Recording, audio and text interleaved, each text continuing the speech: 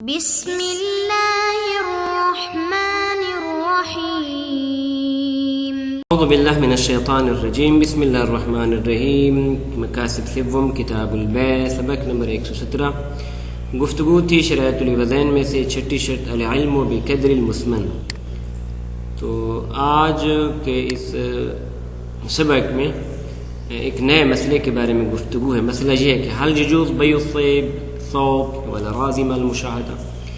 یہ کچھ موارد ذکر کر رہے ہیں کہ جو جناب علامہ ہلی رحمۃ اللہ علیہ اور جناب محقق ہلی رحمۃ اللہ علیہ نے ذکر کیے ہیں کہ مثلا کپڑا ہے یا زمین ہے یا آگے بیان کریں گے کہ ریوڑ ہے بکریوں کا مثلا، تو ان کو مشاہدے کے ساتھ بیچنا جائز ہے یا بیچنا جائز نہیں؟ تو ان کے نزدیک جائز ہے، جبکہ شیخ انصاری رحمۃ اللہ علیہ فرماتے ہیں کہ نہ جائز نہیں۔ کیوں جائز نہیں فرماتے ہیں؟ دو وجہ سے۔ ایک تو یہ کہ اسے غرر لازم آ رہا ہے، دوسرا یہ کہ مجہول ہے مقدار، ہم بائع کے نزدیک ہم مشتری کے نزدیک، تو اس بنیاد پہ فرماتے ہیں اس کی بیع جائز نہیں ہے۔ البتہ اگر ہم مشاہدے کو طریق قرار دیں، جس طرح پہلے گفتگو ہو چکی کہ کیل یہ طریق ہے الی الوزن کے لیے، طریق ہے الی العدد کے لیے، تو پھر بیچنے میں کوئی حرج نہیں ہے۔ لذا آپ کی کیا مراد ہے؟ آئے مشاہدے سے مراد مشاہدہ طریق ہے تو پھر تو صحیح ہے، اور اگر مشاہدہ موضوعیت رکھتے ہیں تو پھر چونکہ غرر لازم آ رہا ہے اور جہالت لازم آ رہا ہے، لذا معاملہ جائز نہیں۔ اب سوال یہ ہے کہ اگر مشاہدہ کو ہم طریق قرار دیں یا موضوع قرار دیں تو اس بحث کا فائدہ کیا ہے؟ جواب فرماتے اگر مشاہدے کو طریق قرار دیں اور بیع کو جائز قرار دیں تو پھر خیار ثابت ہوگا۔ کس کے لیے؟ فرماتے ہیں مشتری کے لیے خیار ثابت ہو جائے گا۔ ہاں، خیار عیب ثابت ہو جائے گا یا خیار شرط ثابت ہو جائے گا، یہ علیحدہ بات ہے۔ لیکن اگر ہم مشاہدے کو موضوع قرار دیں اور جواز کے قائل ہو جائیں تو اس صورت میں مشتری کے لیے کسی قسم کا خیار باقی نہیں رہے گا کمی کی صورت میں۔ لذا فرماتے ہیں قال فی الشرائع، محقق ہلی رحمۃ اللہ علیہ نے شرائع میں شرع الاسلام میں فرمایا کہ یجوز بیع الثوب والارض مع المشاہدہ، ثوب اور زمین کا بیچنا صرف دیکھ کر یا دکھا کر فرماتے ہیں جائز ہے۔ وَإِن لَّمْ يُمْسَھَا، اگرچہ اس کا مس نہ کیا جائے۔ مس نہ کیا جائے مثلا کس طرح؟ فرماتے ہیں زمین کو باقاعدہ جریب کے ساتھ اس کو حساب کتاب لگایا جائے اس کا، یا مثلا کپڑا ہے اس کو باقاعدہ مس کیا گیا، اس کی متراج کیا گیا، اس کا میٹر وغیرہ، تو فرماتے ہیں اگرچہ ایسا نہ بھی کیا گیا، صرف مشاہدہ کے ساتھ بیچنے میں کوئی حرج نہیں۔ البتہ وَلَوْ مُوسِھَا كَانَ أَحْوَطَ، مستحب ہے کہ زمین کو اگر بیچ رہے ہیں تو فرماتے ہیں پہلے جریب کے ساتھ اس کے آپ ناپ کر لیں، تو بطور احوط مستحب ہے، یعنی احتیاط مستحب بھی ہے۔ اور اس طرح کپڑا تو فرماتے ہیں آپ اس کو میٹر وغیرہ کر لیں تو بہتر ہے۔ کیوں؟ لِتَفَاوُتِ الْغَرَضِ فِي ذَلِكَ، کیونکہ غرض میں تفاوت بیٹھتا ہے، تو فرماتے ہیں احوط کی دلیل انہوں نے پیش کی ہے کہ غرض بعض اوقات متفاوت ہو جاتی ہے۔ اور وَتَعَذَّرَ إِدْرَاكُهُ بِالْمُشَاهَدَةِ، اور فرماتے ہیں اس غرض کا ادراک مشاہدہ کے ساتھ بعض اوقات متعذر ہو جاتا ہے، تو اس بنیاد پر فرماتے ہیں مستحب یہ ہے کہ موسیحا انتہا۔ یہ گفتگو تھی محقق ہلی رحمۃ اللہ علیہ کی۔ اب فرماتے ہیں فی التذکرہ، علامہ ہلی رحمۃ اللہ علیہ نے تذکرہ میں فرمایا ہے اور اس طرح اپنی کتاب تحریر میں اس طرح کا فتویٰ دیا کہ لو باع مختلف الاجزاء مع المشاہدہ، ایک ایسی چیز بیچی جا رہی ہے کہ جس کے اجزاء مختلف ہیں، تو فرماتے ہیں مشاہدہ کی صورت میں صحیح ہے۔ کالثوب، ثوب ایک ایسی چیز ہے کہ جس کے اجزاء مختلف ہیں۔ کیوں؟ کیونکہ ایک دفعہ ایسا کپڑا ہے کہ جس کا عرض زیادہ ہے، ایک کپڑا جس کا عرض کم ہے، جنس میں اختلاف ہے، باریک ہے موٹا ہے، تو یہ گویا مختلف الاجزاء ہے۔ والدار، اسی طرح گھر دار بھی مختلف الاجزاء ہے۔ کیوں؟ کیونکہ اس کے اندر مختلف کمرے ہیں، اس کے اندر صحن ہے، پھر کمروں میں فرق ہے، ایک کمرہ چھوٹا ہے ایک بڑا ہے، ایک کی حیثیت کچن کی ہے ایک کی حیثیت، خلاصہ مختلف والغنم، اور اسی طرح غنم بھی مختلف الاجزاء ہے، کیونکہ بکری چھوٹی ہے بڑی ہے موٹی ہے پتلی ہے، تو خلاصہ اس حساب سے فرماتے ہیں تمام مختلف الاجزاء ہیں، تو فرماتے ہیں مشاہدہ کے ساتھ ان تینوں کی بیع کوئی حرج نہیں رکھتی، جائز ہے۔ اس نے فرمایا وصرح فی التحریر، تحریر میں بصراحت فتویٰ دیا بجواز بیع قتیل غنم، کہ ایک پورے قطیع کو، ایک پورے ریوڑ کو بیچنا جائز ہے۔ وَإِن لَمْ يَعْلَمْ عَدَدُهَا یا وَإِن لَمْ يُعْلَمْ عَدَدُهَا، اگرچہ اس کے عدد کے بارے میں نہیں پتہ کہ اس کے اندر 100 بکری ہے، اس کے اندر 110 بکری ہے، فرماتے ہیں نا ایک ریوڑ، پورے کے پورے ریوڑ کو بیچنے میں کوئی حرج نہیں مشاہدہ کے ساتھ۔ تو یہ دو فتوے ہو گئے۔ اس کے مقابلے میں جناب شیخ انصاری رحمۃ اللہ فرماتے ہیں یشکل حکم بالجواز فی کثیر من حاصل الموارد، یہ جو اوپر موارد انہوں نے ذکر کیے اس قسم کے کافی سارے ایسے موارد ہیں کہ جس میں حکم بالجواز مشکل ہے۔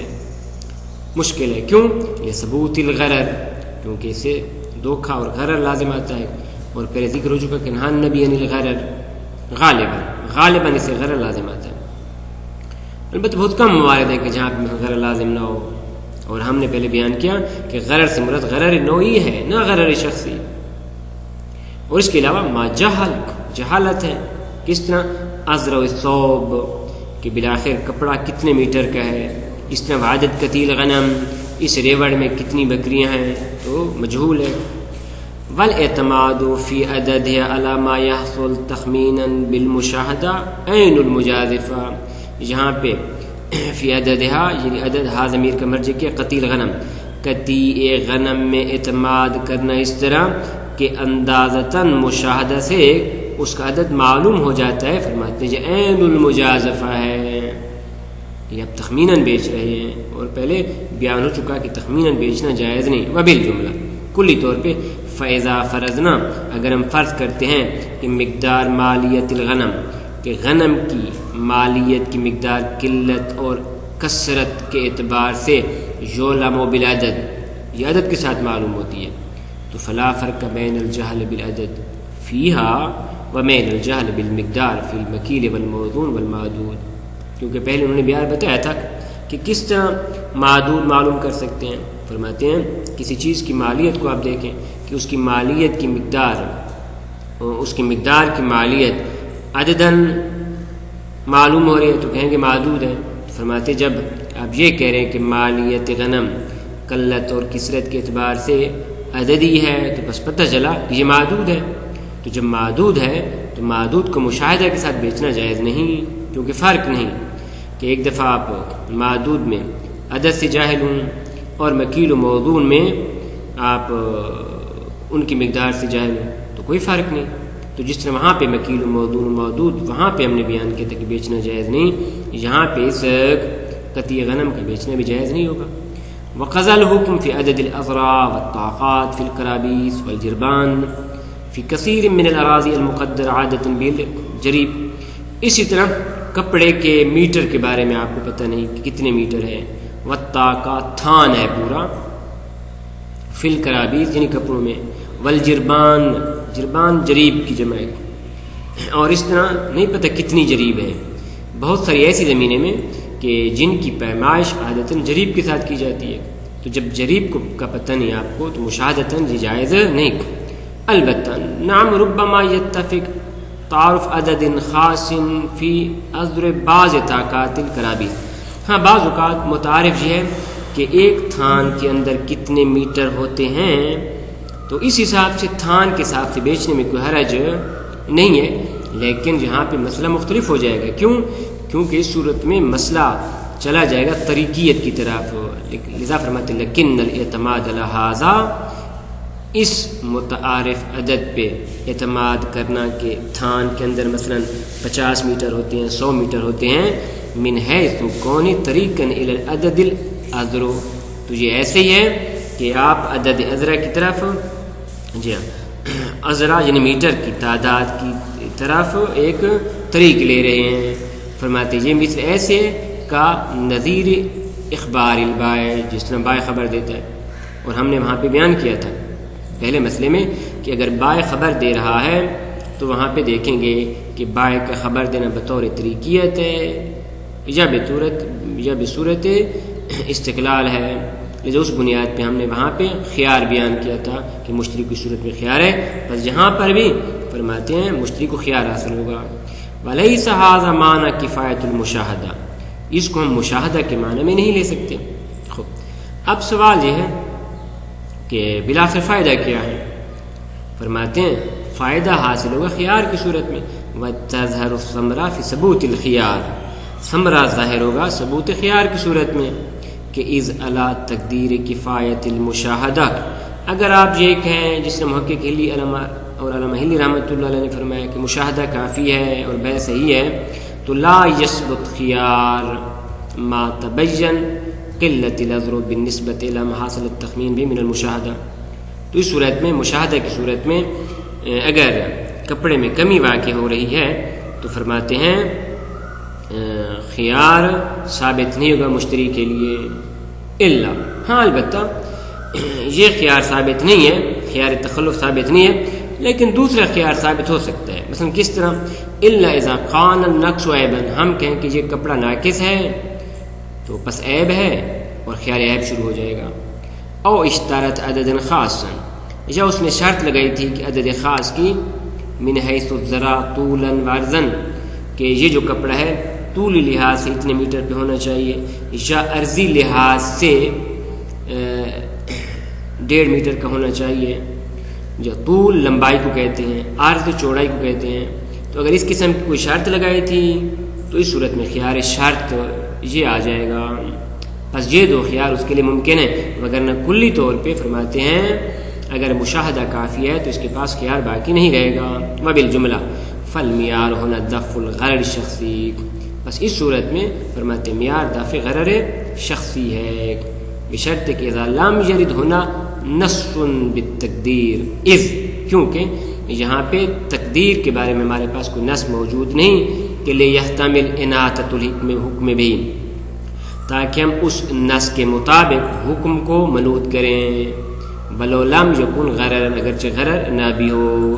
کما استظہرناہ فی المکیل والموزون، جیسے کہ اسی قسم کے اظہار ہم نے مکیل و موزون میں بھی کیا تھا کہ بالآخر مکیل و موزون میں غرر سے کیا مراد ہے؟ اے غرر نوعی ہے یا غرر شخصی ہے؟ اگر غرر نوعی ہے تو کہل کرنا ضروری ہے، وزن کرنا ضروری ہے، لیکن اگر غرر شخصی ہے تو پھر جائز ہے. منتہا جواز کی صورت میں آگے خیار مشتری کے لیے ثابت ہو جائے گا. یہاں پر بھی مسئلہ ایسے ہی ہے کہ آیا غرر سے مراد غرر نوعی ہے تو پھر ضروری ہے کہ تعداد معلوم ہونی چاہیے، لیکن اگر غرر شخصی ہے تو پھر بے جائز ہے. منتہا ادھر مشتری کے لیے مشاہدہ کو اگر کافی سمجھیں تو خیار ثابت نہیں ہوگا، اگر مشاہدہ کو طریق سمجھیں تو خیار ثابت ہو جائے گا، خیار تخلف بھی ثابت ہو جائے گا، خیار عیب بھی ثابت ہو جائے گا اور خیار شرط بھی ثابت ہو جائے گا. لیکن اگر مشاہدہ کو کافی سمجھیں غرر شخصی کی صورت میں تو خیار تخلف ثابت نہیں ہوگا، لیکن خیار عیب اور خیار شرط ثابت ہو سکتا ہے. وصلی اللہ علی محمد و اہل بیت الطیبین الطاہرین.